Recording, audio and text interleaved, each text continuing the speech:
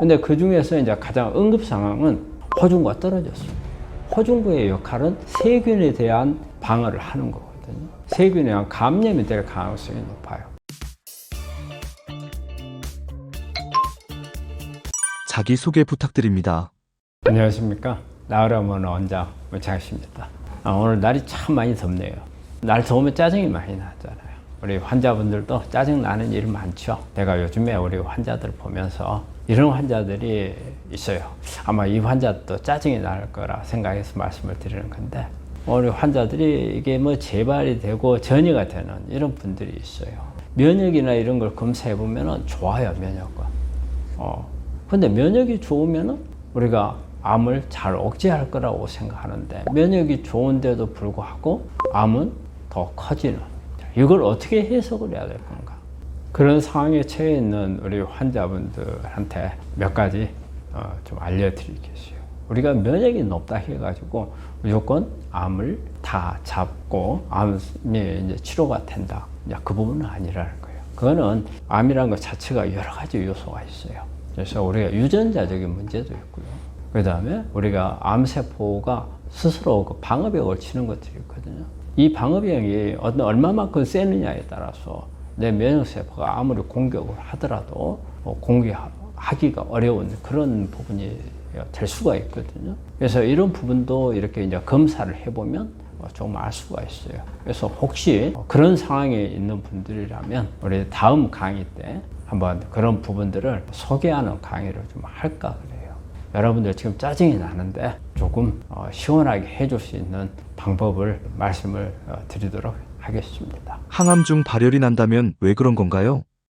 우리가 항암을 하는 동안에 열이 나는 경우는 종종 있습니다. 그 항암제 중에서는 세포독성 항암제가 열이 많이 나죠. 그 이유는 세포독성 항암제는 대개 빨리 성장하는 세포를 공격을 하는 거죠. 암세포가 빨리 성장을 하기 때문에 타겟이 되는 거고, 또 그러게 되면 암세포만이 아니고 우리 면역세포들 성장 속도가 빠른 게 있어요. 호중구가 그 중에 하나예요. 대개 림프구는 성장 속도가 늦어요. 그래서 공격을 많이 안 받지만 호중구가 공격을 많이 받아요. 그래서 호중구가 떨어지면 호중구의 역할은 세균에 대한 방어를 하는 거거든요. 그 세균에 대한 방어를 호중구가 하기 때문에 한마디로 호중구가 떨어지게 되면 세균에 의한 감염이 될 가능성이 높아요. 감염이 되면 우리 몸에서 열이 날 수가 있죠. 그래서 항암하고 있는 동안에 가장 우리가 이제 고열이 나는 것에 주의해야 되는 부분은 바로 이 세포독성 항암제입니다. 38도 이상이 되면은 빨리 응급실로 와라고 아마 항암을 할 때 주치의가 아마 주의사항을 줬을 거예요. 그래서 일반적으로는 세포독성 항암제를 쓰는 경우에 열 나는 경우는 호중구가 떨어진 경우지만 이제 그렇지 않은 경우도 있어요. 이런 경우는 대개 호중구는 떨어지지 않았지만 어떤 감염이 됐을 경우에, 호중구가 떨어져 가지고 감염이 돼서 고열이 날 때는 응급사항이에요. 그걸 빨리 가가지고 호중구 높이는 주사를 맞든가, 아니면 너무 심하면 격리해 가지고 치료를 해야 되든가 이런 상황이 되는 거고. 그런데 호중구가 떨어지지 않는 상태에서 열이 나는 경우에, 이럴 때도 세균 감염 때문에 올 수가 있어요. 단지 호중구가 떨어지지 않았기 때문에 저항력은 가질 수가 있죠. 그래서 이럴 때는 항생제를 쓰고 해열제를 쓰고 그러면 또 좋아질 수가 있죠. 그런데 또 하나 올 수 있는 경우가 있습니다. 호중구가 떨어지지도 않았고 감염도 없고 어떤 다른 특별하게 열이 날 만한 원인이 없는데 열이 나는 경우가 있습니다. 이런 경우는 가장 많은 것은 암세포가 괴사된 현상 때문에 갑니다. 우리 항암을 해가지고 암 덩어리 안에 있는 암세포가 괴사가 되면 고름 덩어리처럼 바뀌어요. 그러면 이런 고름처럼 바뀌어 있는 여기에서 열이 나는 수가 있어요. 대개 이런 경우는 우리가 원인 모르는 이제 열이라고 이제 판단을 하는데 추측을 하는 거죠. 암세포가 괴사가 돼가지고 열이 나는구나. 이런 경우가 있고, 또 하나 올 수 있는 건요, 정말 이거는 잘 우리가 짐작하기 어려운 거지만 이런 약제들을 쓰면은 이유 모르게 열이 나는 환자들이 있습니다. 항생제를 쓰든지 항암제를 쓰든지 원인 모르게 이런 경우도 있고, 그래서 우리가 항암을 하고 있는 동안에 열이 날 수 있는 원인은 여러 가지가 있어요. 근데 그 중에서 이제 가장 응급 상황은 호중구가 떨어졌을 때예요. 호중구가 떨어져서 2차적으로 세균이 감염이 됐을 때는 잘못하면 우리가 폐혈증에 빠져서 환자 목숨이 위험해질 수 있거든요. 그래서 우리가 항암하는 동안에 열나는 것을 주의하라. 그리고 이제 우리 이런 것을 말씀을 드려요. 대개는 우리 환자분들이 열이 나면 해열제를 먹어버려요. 근데 해열제를 저희는 함부로 먹지 말라고 이야기를 해요. 해열제를 먹으면 열이 떨어지겠죠.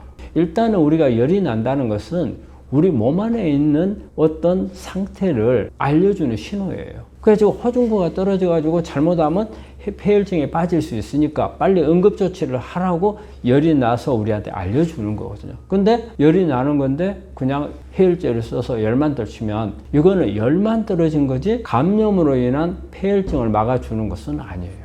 그럼 오히려 이게 열을 떨어뜨림으로써 시간을 놓칠 수가 있어요.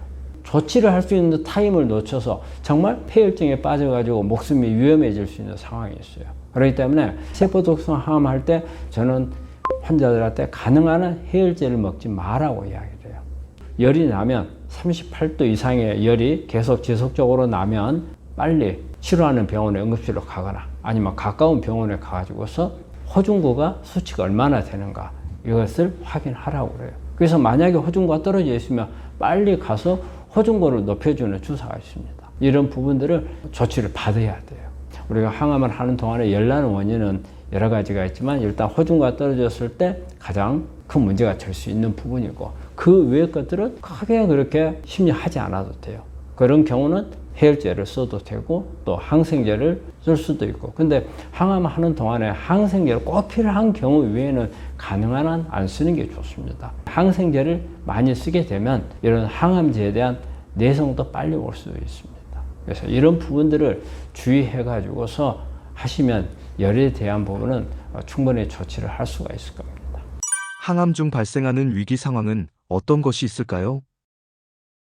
열 말고도 항암하는 동안에 위기사항은 너무 부작용이 심해서 막 설사가 막 너무 심하게 난다든지 구역질이 오심 구토 증상이 심하다든지 이래서 영양결핍증에 빠져버린 경우가 있죠. 근데 그 중에서도 특히 영양결핍증 중에서도 우리가 전해질 부족 현상으로 오게 되면 잘못하면 생리 기능이 깨져서 위험할 수 있거든요. 그럴 때가 가장 이제 위험한 상태이기 때문에 이런 경우는 빨리 본병원으로 가거나 아니면 가까운 병원에 가서 조치를 받는 게 매우 중요하죠. 그 다음에 이제 우리가 또 우리 환자분들이 고려해야 될 이런 부분들은 손발 저리는 거.